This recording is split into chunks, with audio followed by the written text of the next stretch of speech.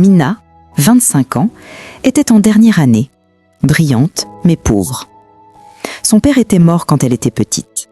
Sa mère, maman Aïcha, l'avait élevée seule, sacrifiant tout. Un soir, un appel de l'hôpital brisa leur fragile quotidien.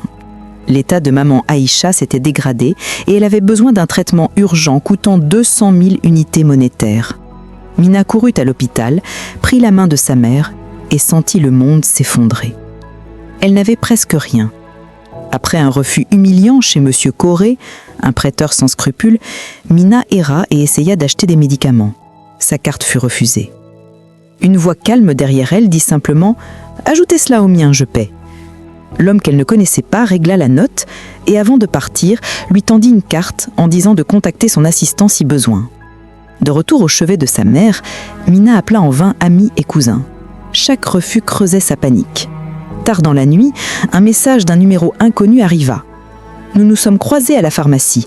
Venez demain au lunch de l'hôtel Soléa, une nuit, et je vous donnerai la somme que vous demandez. » La honte et la colère la traversèrent, mais la voix du médecin lui revenait en mémoire. « Sans ce traitement, votre mère ne survivra pas. » Déchirée entre fierté et amour filial, Mina prit la décision la plus dure de sa vie. Les doigts tremblants, elle répondit simplement « Je viendrai demain. » Le matin venu, elle s'habilla comme pour un enterrement et se rendit à l'hôtel. La nuit qu'elle s'apprêtait à passer n'était pas un choix, mais un sacrifice. Petite pause dans le récit. Depuis quel pays regardez-vous cette vidéo? Dites-le nous en commentaire. Et si vous souhaitez me motiver à raconter plus d'histoires captivantes, aimez la vidéo et abonnez-vous.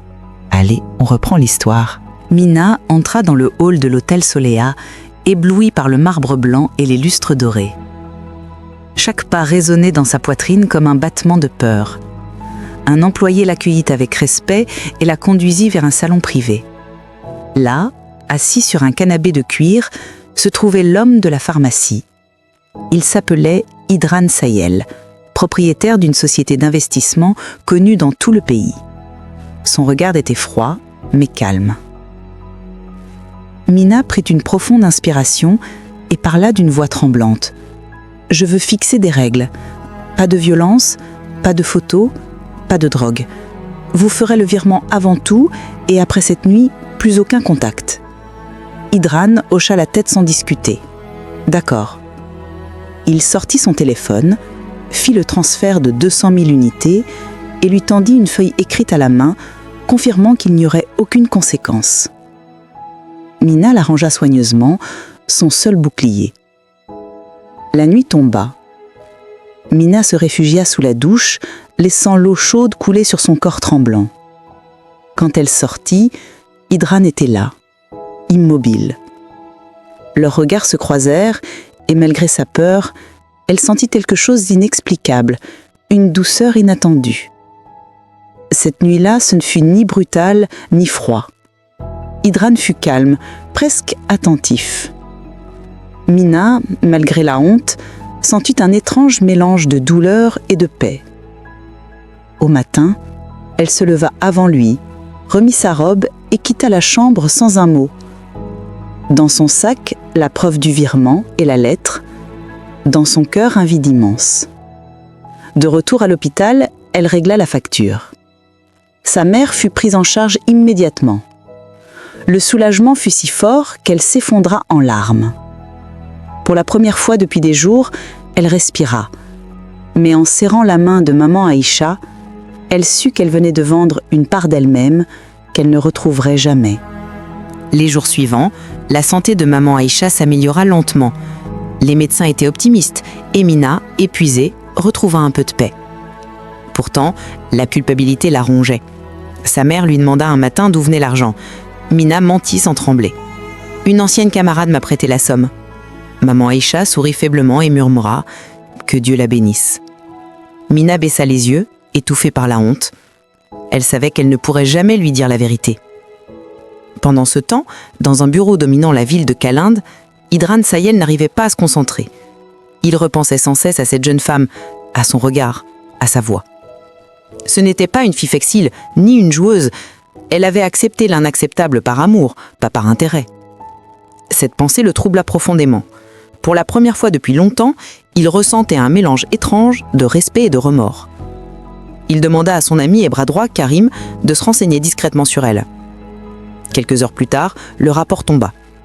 Mina Ken, 25 ans, étudiante en dernière année d'économie, brillante, mais issue d'un milieu modeste. Père décédé, mère malade, vivant dans le quartier de Zandria. Karim ajouta qu'elle n'avait aucune autre ressource et que le paiement avait sans doute servi à l'hôpital. Idran resta silencieux un long moment. Puis il dit simplement « Efface tout. Chaque message, chaque trace. On n'en parle plus jamais. » Karim acquiesça. De son côté, Mina reprit sa routine. Elle s'occupait de sa mère, reprenait ses cours, essayait d'oublier cette nuit comme on efface un cauchemar.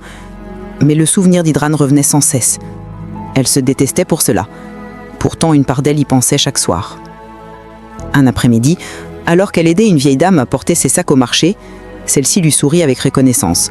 « Vous avez un bon cœur, ma fille. » Mina répondit doucement que ce n'était rien. Ce simple geste, pourtant, allait changer son destin. Car cette femme, nommée Madame Doria, n'était pas une inconnue. Elle était l'une des femmes les plus influentes de la ville et la tante d'Idran Sayel. Quelques jours plus tard, Mina croisa à nouveau Madame Doria. Cette fois, c'était dans une boutique élégante du centre-ville de Calend. Mina y était entrée timidement, espérant trouver une tenue correcte pour sa soutenance de fin d'études. Elle savait qu'elle n'avait pas les moyens, mais voulait au moins essayer. Dès qu'elle franchit la porte, les vendeuses la dévisagèrent avec mépris. Leur regard disait tout. Une fille pauvre n'avait pas sa place ici. L'une d'elles glissa même à voix haute qu'elle ferait mieux d'aller dans une friperie. Mina serra les dents, choisit un chemisier sobre et entra dans la cabine d'essayage. Lorsqu'elle sortit, les moqueries reprirent, plus cruelles encore. Elle sentait ses joues brûler, mais garda la tête haute. C'est à ce moment que la porte s'ouvrit doucement. Madame Doria venait d'entrer. Vêtue d'un ensemble simple, mais raffiné, elle dégageait une présence apaisante. Les vendeuses, soudain nerveuses, changèrent de ton et se précipitèrent pour la saluer. Mais Doria ne les regarda même pas. Ses yeux s'arrêtèrent sur Mina, et un sourire éclatant illumina son visage. « Oh, c'est vous, la jeune fille du marché! Je vous reconnais !» Mina, stupéfaite, hocha timidement la tête. Madame Doria s'approcha et lui prit les mains avec chaleur. « Vous m'avez aidé sans rien attendre. Je ne l'ai pas oublié. » Les vendeuses, gênées, baissèrent les yeux. Doria se tourna vers elle, le regard ferme. Apprenez à respecter chaque client, quelle que soit son apparence. La vraie richesse ne se porte pas, elle se prouve. Puis elle se retourna vers Mina et ajouta avec douceur « Prenez tout ce que vous avez essayé, c'est pour moi. » Mina balbutia quelques mots de refus, mais la vieille dame insista. « Vous avez un cœur en or, et c'est la seule chose qui compte. » Avant de partir, Doria sortit une petite carte de son sac et la glissa dans la main tremblante de Mina. « Venez demain au siège de la société KAD Group pour un entretien. J'y ai mon mot à dire. » Mina resta figée. KAD Group ? Ce nom résonna dans son esprit. Elle savait ce que cela signifiait. Kaelen et Doria Group, l'entreprise d'Idran. En sortant de la boutique, son cœur battait si fort qu'elle eut du mal à respirer. Était-ce le hasard ou le destin qui la ramenait vers lui ? Le lendemain matin, Mina se leva avant l'aube. Elle enfila la tenue offerte par Madame Doria, un chemisier crème et une jupe sobre, puis attacha ses cheveux avec soin. Dans sa main, elle tenait la carte d'invitation comme un talisman. Devant la tour de verre du KAD Group, elle se sentit minuscule. L'endroit semblait irréel, symbole d'un monde qui n'était pas le sien. Elle inspira profondément et entra. La réceptionniste, polie mais distraite, la conduisit à travers des couloirs impeccables jusqu'à un grand bureau lumineux. Lorsqu'elle franchit la porte, son souffle se coupa. Derrière le large bureau, assis avec calme, se tenait Idran Sayel. Leur regard se croisa, un instant suspendu, lourd de souvenirs et de silence. Idran se redressa légèrement, impassible. « Entrez, mademoiselle Kane. » Mina sentit son cœur battre à tout rompre, mais elle prit sur elle. L'entretien commença, Idran lui posa des questions directes, pas sur les chiffres, mais sur les valeurs, la loyauté, la gestion des pressions. Malgré sa nervosité, Mina répondit avec sincérité et sang-froid. Puis vinrent les tests techniques. Elle expliqua avec clarté des calculs complexes, démontrant une maîtrise solide. Idran, d'un air sérieux, l'écoutait attentivement. Pour la première fois, elle vit dans son regard autre chose qu'une froideur distante, une lueur d'estime. À la fin de l'entretien, il hocha simplement la tête. « Vous êtes accepté comme stagiaire, sur la supervision de Karim. » Mina sentit son corps se détendre. Elle le remercia d'une voix basse, prête à sortir, quand Idran ajouta calmement « Comment va la santé de votre mère ?» La question la désarma. Elle baissa les yeux, émue. « Elle va mieux, grâce au traitement. Merci. » Il acquiesça sans un mot de plus. Lorsqu'elle quitta la pièce, ses mains tremblaient encore. Elle s'adossa au mur du couloir, les yeux fermés. Elle avait promis de tourner la page, mais le destin semblait décidé à la ramener vers cet homme, encore et encore. Ce jour-là, Mina comprit que cette histoire n'était pas terminée. Elle venait à peine de commencer. Les premiers jours de Mina au cas des groupes furent éprouvants. Elle travaillait dur, arrivait avant tout le monde, repartait la dernière. Karim, son supérieur direct, appréciait sa rigueur et son calme. Idran, lui, restait distant. Il la croisait parfois dans les couloirs, un simple regard, sans un mot. Pourtant, chaque fois, Mina sentait un frisson lui parcourir l'échine. Mais tout le monde n'accueillait pas sa présence avec bienveillance. 2 femmes, en particulier, semblaient décidées à lui rendre la vie impossible. L'une s'appelait Elina, une cadre issue d'une riche famille, belle, arrogante et surtout ambitieuse. Tout le monde savait qu'elle convoitait Idran. L'autre, Célia, une stagiaire comme Mina, dissimulait sa jalousie derrière un sourire mielleux. Ensemble, elles formaient un duo redoutable. Elle se moquait de ses vêtements simples, chuchotait dans son dos et l'excluait des réunions importantes. Mina encaissait en silence, refusant de céder. Elle voulait apprendre, avancer, prouver qu'elle méritait sa place. Un après-midi, alors qu'elle accompagnait Karim et d'autres collègues pour une réunion avec un fournisseur, un incident survint. Un employé maladroit renversa un dossier rempli de documents sur la table, éclaboussant le client. L'homme, furieux, se mit à hurler et à humilier l'employé devant tout le monde. Sans réfléchir, Mina se leva. Sa voix tremblait un peu, mais elle resta ferme. « S'il vous plaît, monsieur, ce n'était qu'un accident. Nous devrions traiter chacun avec respect. » Un silence pesant s'abattit sur la pièce. Le client, surpris, se tut. Karim observait Mina, impressionné. Idran, présent en retrait, ne dit rien, mais son regard, cette fois, parlait pour lui. Plus tard, il dit simplement à Karim « Tu as eu raison de la choisir. » Depuis ce jour, quelque chose changea. Les rumeurs commencèrent à se taire, et même ceux qui doutaient d'elle commencèrent à la respecter. Idran, lui, la regardait différemment. Une semaine plus tard, alors que tout le monde avait quitté les bureaux, Mina resta tard pour finir un rapport. Elle pensait être seule, jusqu'à ce qu'une voix grave la fasse sursauter. « Vous m'évitez ?» Elle se retourna brusquement. Idran se tenait à l'entrée, les mains dans les poches. Mina rougit. « Non, je suis juste concentrée sur mon travail. » Il s'approcha lentement, sans la quitter des yeux. « Je respecte vos limites, » dit-il simplement, « mais j'aimerais que vous sachiez que je ne suis pas votre ennemi. » Ils parlèrent longtemps ce soir-là. Pour la première fois, Idran évoqua sa vie, son passé, sa solitude. Mina, touchée, découvrit un homme humain, bien loin de l'image du milliardaire froid et inaccessible. Avant de partir, elle remarqua qu'il refusait le verre de vin posé sur son bureau. « Vous ne buvez pas ?» demanda-t-elle. Il répondit calmement. « Je suis allergique à l'alcool, même une petite gorgée pourrait être dangereuse. » Elle esquissa un sourire léger. Cela expliquait beaucoup de choses. Quand elle quitta le bureau, le cœur de Mina battait plus vite. Elle s'efforçait de nier ce qu'elle ressentait, mais elle savait déjà qu'il serait de plus en plus difficile de le faire. Quelques semaines plus tard, le CAD Group organisa un grand gala au Crystal Palace, un hôtel prestigieux où se retrouvaient investisseurs et partenaires.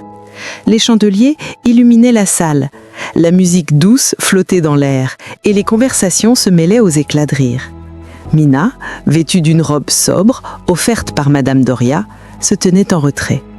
Elle observait sans oser s'imposer. Idran, élégant dans son costume sombre, discutait avec des hommes d'affaires. Son visage, impassible, trahissait pourtant parfois une attention furtive vers elle. Mina, consciente de ses regards, essayait de se concentrer sur son rôle de stagiaire, mais son cœur battait à contretemps. Tout se déroulait sans incident, jusqu'à ce qu'un investisseur arrogant, un certain monsieur Alvaro, lève son verre et interpelle Idram d'un ton moqueur. « Directeur Sayel, vous refusez toujours de trinquer ? Une affaire se règle entre hommes, autour d'un bon verre. Si vous refusez, tout le monde saura que vous êtes trop faible pour négocier avec moi. » Un silence s'abattit. Idram garda son calme. Mais Mina, elle, sentit son sang se glacer. Elle se souvenait de son allergie à l'alcool, de ce danger silencieux qu'il dissimulait à tous.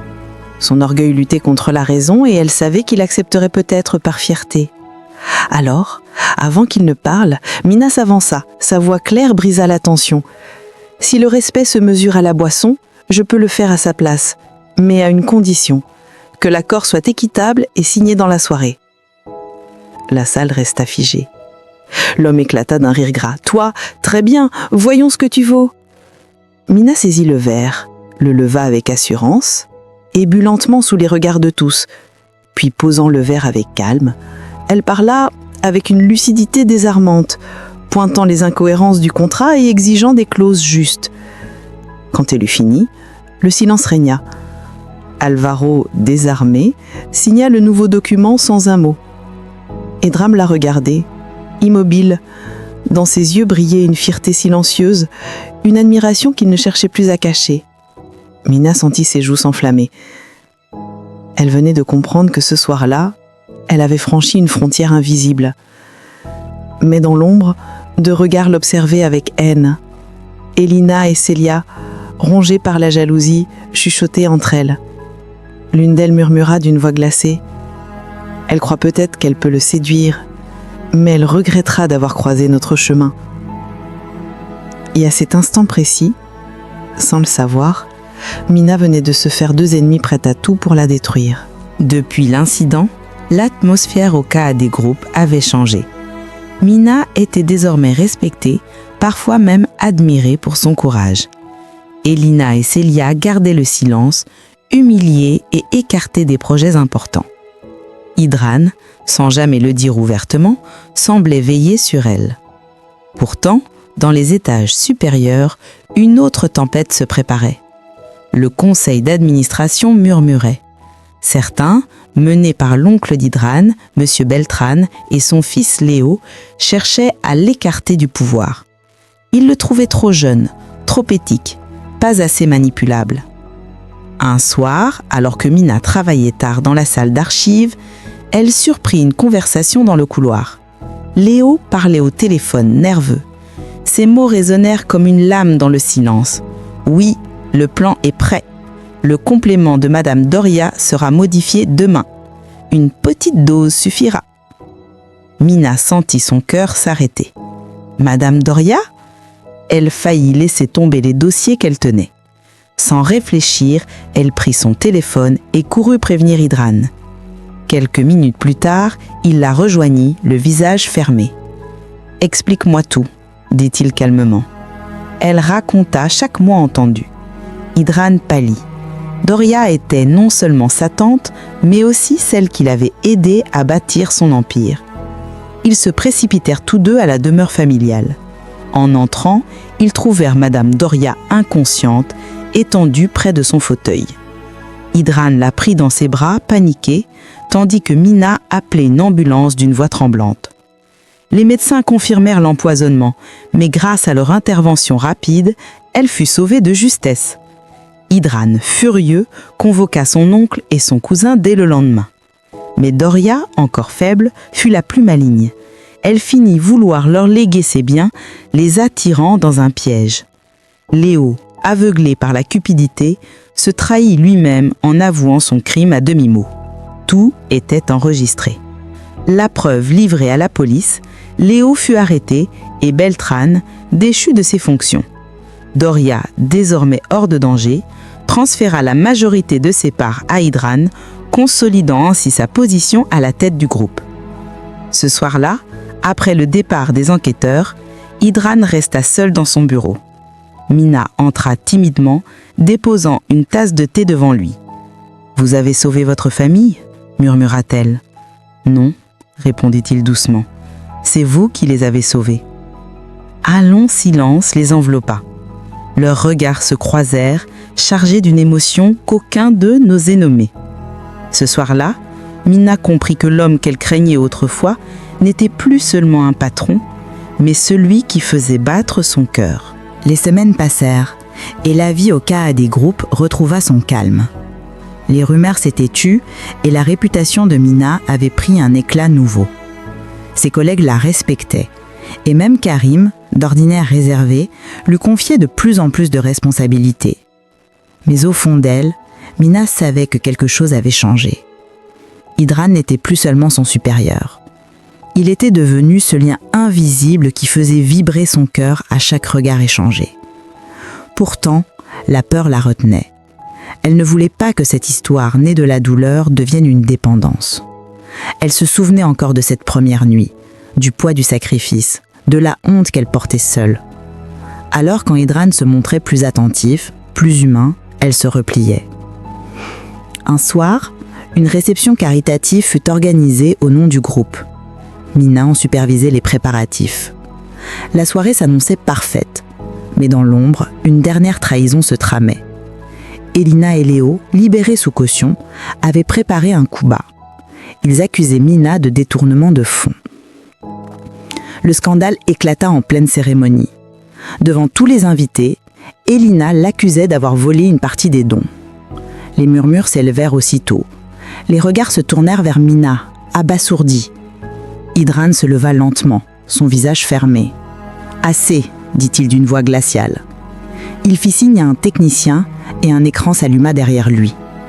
Apparaissaient alors les bénéficiaires du programme caritatif, venus remercier publiquement Mina pour sa gestion transparente. Tous confirmèrent que les fonds avaient été remis intégralement. La salle resta figée. Elina pâlit, Léo tenta de s'enfuir, mais la police entra à ce moment précis, arrêtant les deux complices sous les yeux médusés des invités. Quand tout fut fini, Mina, tremblante, sortit sur la terrasse pour respirer. Idran la rejoignit.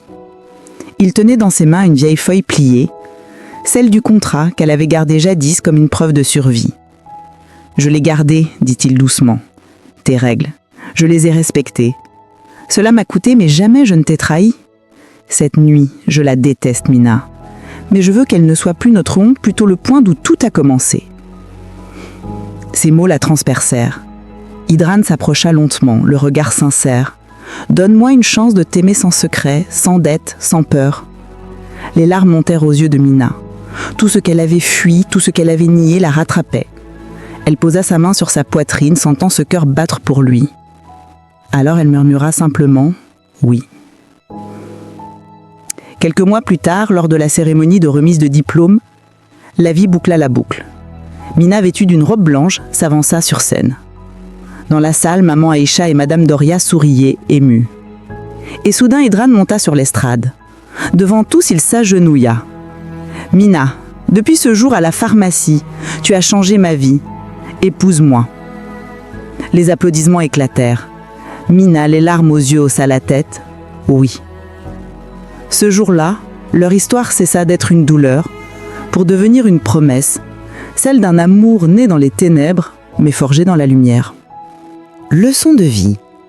La vie t'enseignera que la douleur n'est pas une fin, mais un passage vers la force. Ce que tu perds aujourd'hui peut devenir la racine de ce que tu bâtiras demain. Et parfois, ce n'est pas le bonheur qu'il faut chercher, mais la paix de savoir que tu as tout donné sans trahir ton âme.